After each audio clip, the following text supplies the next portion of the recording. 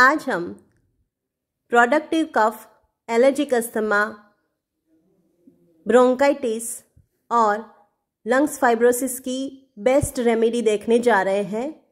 मेरे पास 4 से 5 अरडुसी के पत्ते हैं, 3 से 4 छोटे छोटे अदरक के टुकड़े हैं, जिसको हमने मिक्सी में 60 ml जितना पानी डाल के पीस लिया है।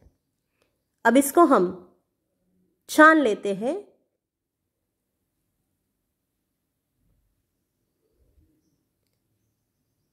इसके बाद हम इसमें आधा चम्मच जितना हल्दी पाउडर डालेंगे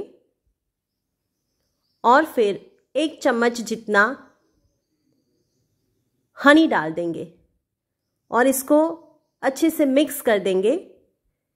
ये रेमेडी हम यहाँ पर पेशेंट्स को देते हैं कफिंग में रिलीफ के लिए, खास करके प्रोडक्टिव कफ और ड्राई कफ दोनों में ये काफ़ी लाभदायक है।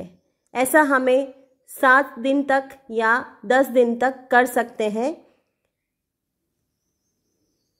बहुत ही अच्छी रेमेडी है।